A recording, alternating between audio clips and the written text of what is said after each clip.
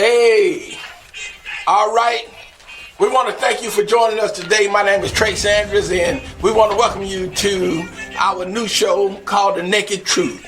The Naked Truth is a podcast that comes to you every week on Tuesday and Friday at 4 o'clock p.m. We thank you right now for joining with us, and the podcast really speaks on current events. Amen. We give it to you, raw. We give it to you uncovered, and that's why we call it The Naked Truth. My name is Trey Sanders, and this podcast emanates out of the great city of Marshall, Texas, East Texas, and we just thank you for joining in with us. We want to send a shout out to all of our friends, our family, and all of you that support this podcast, and hope that you will continue to press like every time you see the podcast, because we look forward to sharing this podcast with you for many weeks, months, and even years to come. So today, we're gonna jump off into something. This podcast deals with current events. So one of the things that we want to talk about today, let's talk about what's most important right now. And I know what's most important to most of us. 90% of the people that's looking at this podcast today, you're concerned about the election. So let's go on and put it down. Where do we stand? And this podcast gives you your news from the black perspective. So, how do black folk feel about this election? Well, I can tell you right now, many of the people that I come into contact with as being a pastor here of the church, Edwards Chapel Missionary Baptist Church here in Marshall, Texas. Also, academician at a local college, Wiley College, and, just being a community activist and being involved in our community.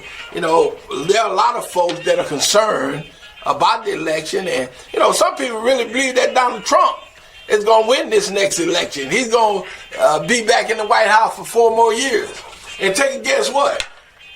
He probably will, but the only way that's going to happen is if we stay home and don't vote. And when I say we, I don't mean just black folk. I mean black folk, white folk, Hispanics, folks who really need to get out to the polls and vote. Because I'm going to tell you this, I myself personally, I believe that Biden and Harris stand a very good chance. We know that they're going to win the popular vote. But you got to understand, in America, winning the popular vote doesn't mean that you win the election. In America, you can win the popular vote and still, lose with the Electoral College. And I want y'all to know, listen, the Electoral College was set up to do just what it's doing right now. To me, if you're going to have an election, whoever wins the most votes, that's who should be elected. That's what we do in most of the other elections. So why we can't do that with the presidential election? I want you to think about that. That's something that we have to, the cards are stacked. The deck is stacked. And if we're not careful, Donald Trump will be back in the White House for another 4 years. So what can we do about it? There's a lot that we can do about it. One of the things we can do is vote. If you don't vote, a lot of folks say, well, why vote? The Russians, the Chinese, and Iran is going to go on. They're going to rig the election up and do what they're going to do. So, why should I just go out and vote? Well, I want to tell you, my brothers and my sisters, listen, we all need to vote. And I'm going to tell you this, don't wait until November the 3rd to go out to the polls and vote. We all need to vote now. There was an article in the paper today that said that our Attorney General, Paxton, in the state of Texas, is actually suing the clerk of court in Harris County in Houston because he wanted to send out ballots, over 2 million ballots, out to the registered voters there. They don't listen. Like I told you guys, look, the deck is stacked against us. Now, we have to use what we have here between our ears now and understand that, the system that we are working with right now is totally different than what mama and grandma and great-grandpa them played around with. These people know what they're doing. They know how to do it. And if we're not careful, then we'll get caught up. We get caught up. bottom line, we'll get caught up. So listen, Trump and Biden, what is Trump bringing to the table for us as black folk?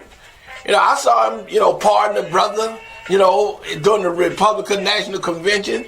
And I take my head off. I give him kudos for that. That's great. But the only problem I have, that's one brother. You have about maybe 10 million people in America that have felony conviction. And if this brother can get his life started again and get another start at life, hey, that's what we all want, including myself as being an ex-felon. But what? Just pardoning one person, making it look good on TV. Hey, look, don't get bamboozled. Don't fall for the okie doke. Don't fall for just what you see. There's a lot of folk that's looking at one and two events that happen, and then you're basing your opinions on that. Don't do it. I myself would say Trump has done some great things for the black folk, especially when it comes down to Second Chance Pell, which is a program where, you offer college education or college programs to people who are locked up and state and federal prison. I'm going to give a man his due. A lot of people, the Obama administration started this, so a lot of people felt that once he came into office, then he was going to just get rid of it. But he and Betsy DeVos, his secretary for the Department of Education, they didn't get rid of it. Matter of fact, they added more money to it, and just on last year, they invited more colleges to participate in the Second Chance Pell program. Also, President Trump, they started what they call the First Step Act. That act there allows, people who've been convicted for the first time to kind of get their slate cleaned up. So, as being an ex-convict, an ex-felon myself, I got to give these folks great kudos for that, man. They doing a great job. But then, when we look at the economy, you look at the economy was growing well prior to the pandemic. But, when we look at it, the economy can be doing great. But who's benefiting and profiting from this economy?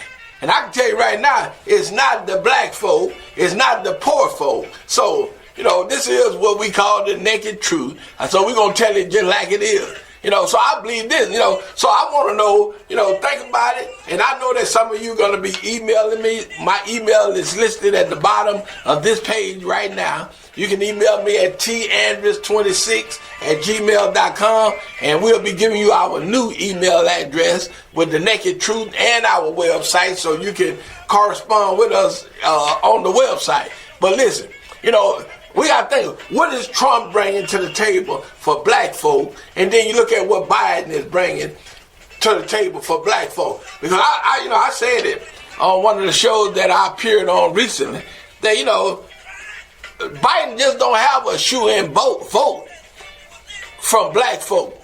I need to know what is he planning on doing for the black folk also. Look, this is 2020. We can't just give our votes out to anybody and they don't give us anything in return. Everyone is accountable. Everyone has to do what they say they're going to do. If they can't deliver, then we can't vote. Bottom line. So Biden and Harris, right now, I have you on my team. I'm voting for you right now. But listen, Donald Trump and them, and they part to come up with something, and it's appealing to us as African Americans, and they can do what they say they're gonna do. And hey, man, look, we have to do what we have to do. And I know that may sound strange to some of us, but hey, I'm just keeping it 100 with you. Because that's the way black folk feel, man. Look, we've been in the dark long enough. We done built America to be what it is right now. If slaves had not been in those cotton fields, our grandmothers, great-grandmothers, great-grandfathers, if they had not been baling that cotton, picking cotton, and doing what they've been doing, going through hell and high water, America would not be in the position that it's in right now. Right now, America is the world's greatest superpower. And really, a lot of that power can be attributed to black folk who work from can't to can't. And when I say can't to can't, I'm talking about my Uncle Daniel Andrews told me this one day, can't to can't. You couldn't see when you left home, couldn't see when you got home at night. From can't see to can't see. But we did that. Our ancestors did that. And that brings me to another point, which is reparation. You know, I want to know, is Donald Trump planning on giving us some reparation? So I know some folks say, man, come on, man, reparation. What they going to give us reparation for? We was not slaves. No, we were not slaves, but our ancestors were slaves. I believe that every black person in America, every black person, I'm talking about from the babies to the grown-ups, they should give them at least $250,000, $250,000. And that still really would not equate to the amount of monies that the white folk have accumulated off of black labor. $250,000, that sounds like a lot of money to a lot of folk. But when you think about the billions of dollars that these folks have reaped because of slave labor, and not only the money, but think about the amount of people who have lost their lives, the ones that have been tarred and feathered, the ones that have been hung, the ones that have been drowned, been shot. You know, ancestors went through some things that really was not necessary, you know, killing folk. You know, when the movie came out, Roots, Alex Haley, you know, we got a glimpse of what black folks had to endure in America. And man, look, that was not pretty at all. It's still not pretty. Because we still have folk dying right now at the hands of police officers. You know, bad situation. Listen, this is what we call the naked truth. You know, we got to talk about it. You know, the naked truth talk about things that you talk about at your kitchen table or in your break room, but you don't dare say it around other folk. Today, we're going to talk about it. Every Tuesday, every Friday, we're going to talk about the naked truth. And I want to invite some of you that's looking at us right now, you know, to send me some suggestions of what you would like to talk about. Also, I want to invite some of you to appear with me here on the naked truth. But I want to say this, look, this election is coming up. Man, look, they trying to stop folk from voting in so many different ways right now. It's really not, you know, you got to think about it. It's not even feasible to discuss the way that they are trying to stop us. Mr. DeJoy, who's the Postal General, United States Postal Inspector General, they just subpoenaed him on today. Because there's so many things going on. They pulling up mailboxes. They stopping people from getting their mail-in ballots. And I want to tell you, one of the biggest populations that I think is being affected by this, it's not the elders, but it's people that's in prison. Right now in America, you have about 1 million people that are locked up in prison. And some of these people never been convicted of a felony in their life. They should be able to vote also. They can't go to the polls and vote. So I believe that every jail in America should provide ballots to inmates that are currently locked up in prison. If these people never been convicted of a felony, even though they may have been charged with a felony, they still have a right to vote just like anybody else. Now I want you to think about this. Peep this for me for a minute. Now when you look at Vermont and Maine, both of these states have less than 1% of black folks in their population. Can you believe that these people allow their inmates to vote while they're in prison?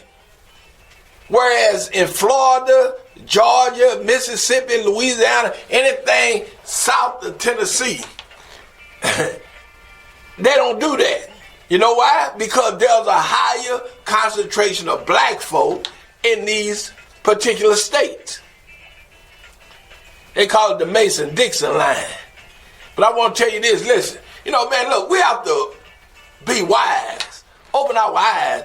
Listen, justice has never been blind.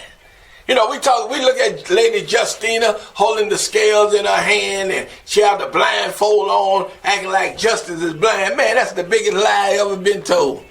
You know, justice ain't never been blind. These folks know what they doing, they know how they doing it, and they know who they doing it to. That's why when police officers kill black folk, a lot of times they get off. You know why? Because of police unions. The unions, I want y'all to think about this and do your homework. The unions that they pay their money to, a lot of times we'll get these guys exonerated. They work with the district attorneys. Listen, man, police officers and unions, they work together every day, hand in hand. So when they kill somebody, hey, look, all they do is get with the DA, they talk about it, and okay, we're gonna find everything that we can to justify this person committing this crime. And today, you know, we talking about defunding the police and all, you know, doing something. You know, hey, look, I'm gonna be honest with you, straight up, because this is the naked truth. I'm not in agreement with defunding the police department. I'm not, yes, I am black and I am a Democrat, but I'm not in there. When I call a police officer, I need him to come. But I need the right police officer to come. Let me tell you what I think the problem is. And I want you to know this. I want to validate this. I am a criminologist, trained, PhD for Prairie View A&M University, Louisiana College in Pineville, and the University of Louisiana Monroe with my graduate master's degree in criminology. So I'm not just blowing smoke. I'm telling you that, listen, you know, there are a lot of things that happen, a lot of things that we see. And, you know, when police officers kill black folk, a lot of times the unions, they will get them off of it. You know, they always, you know, find some way to exonerate them. And then they work with the DAs. And, man, look, you think about it. Less than 5% of the district attorneys in America are black. That should give us a heads up right there. I'm not saying white folk can't be honest, can't be true, but I'm telling you this, when it all goes down and it boils down, if those police unions and the police chiefs are working with these folks, then they look at ways that they can find to exonerate white folk who kill black folk. Bottom line. And we keep on seeing the same thing, but yet we keep on marching, we keep on protesting, we keep on saying Black Lives Matter. But man, look, it matters to us. But black lives don't matter to everyone. That's why they keep telling y'all all lives matter. And you know what? I know that all lives matter. I don't care if you're black, white, Hispanic, Chinese. That's not what black folks are saying. They're not saying that all lives don't matter. But what they're saying is right now, black folk are dying like dogs. Man, shoot them down, you know, like a dog. Choke them to death, you know, put them in chokeholds, do whatever on live TV with a camera pointing at them, and they feel like, hey, there ain't no remorse. And I'm saying to you guys today on The Naked Truth, man, that has to stop. And, you know, I would hate to see it. You know, we starting to see little bitty pools of black folks starting to arm themselves, get their own militia like the Black Panther and everything. But, you know, I'm not for violence. I believe that violence is not the answer. But I do believe that we have to protect ourselves and we have to protect our own.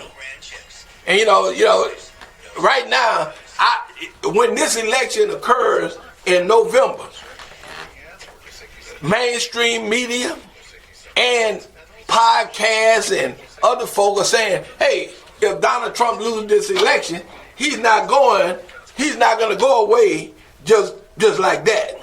Hey, he wants to make sure that, look, something happens. If he loses the election, he want to make sure that, hey, look, I just can't go away silently. But I want you to know, listen, man, if you lose the election, you have to go. And even now, I want to switch topics because I only have like 5 or 10 minutes left in this podcast. But let's talk a little bit, too, about the pandemic while I'm here. Because if you notice, our president very seldomly wears his mask at anything that he goes to. Let's look at this pandemic, man. You know, I want to know from my listeners on today, What do you think about the pandemic? Because personally, I believe that the pandemic was developed in a lab. And I believe that that pandemic actually was designed to kill black folk and people of color. That's a bold statement to make, and I know it is. But let me tell you something. I know that, listen, we can't play with this no more. We can't, listen, look at who's dying. Some people say, oh, we have underlying conditions and all this. But let me tell you something. There's some flying insect spray that won't kill a bed bug because of the way that bed bug's thorax is made and because of the way his body structure is made. There are some flying insect killers that will kill the bed bug but won't kill the mosquito or the fly. It's all based on your molecular structure.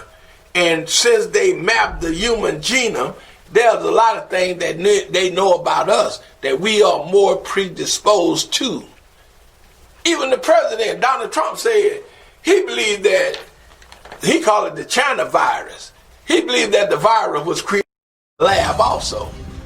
What do you think about it? This is the naked truth. Let's talk about it. These are some things that we talk about with our kinfolk, our relatives, our friends, but we don't dare say anything about that around our employer or other folks. But this is what the naked truth was designed to do. We're going to talk about it all here on the naked truth. Like it or don't like it, agree or don't agree, it don't matter. This is not about whether or not you agree with me or not, don't agree with me. This is not church. This is a podcast, and I want to make sure that we let's put it out there.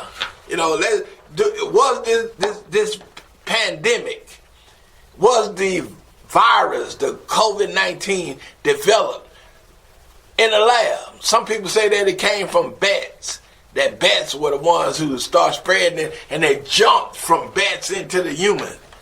Do you believe that? Some people right now say that they already have a vaccine ready that can cure us or prevent us from being infected with COVID-19. Do you believe that? Now I can tell you this. There are a lot of black folk that I correspond with and talk to on a daily basis who say they don't care about no kind of vaccine that's developed. They're not taking it. Because not only do they not trust the vaccine, but they don't trust white folk. They believe that the white folk are gonna try to do something to harm black folk to what we call produce what we call eugenics, population control. And then there are some folks who are multi-billionaires who's putting a lot of money in these vaccines, who said on public record that they were concerned about the population and the growth of the population and what should happen, So we have to take all these things in consideration, man. Listen, we talking about the pandemic, but then we talking about Black Lives Matter. Do Black lives really matter? Think about it. There are a lot of things that's going on right now. We have to keep our eyes open. Keep our eyes open, look around, make sure that, we don't fall for the okie doke, okay? Now, I think we've had enough for today. This is our episode 1, okay, on The Naked Truth. So, we want to thank you for tuning in on today. I'm your host, Dr. Trace Andrus. Thank you for tuning in, and we look forward to seeing you again on our next episode. God bless. Have a good day.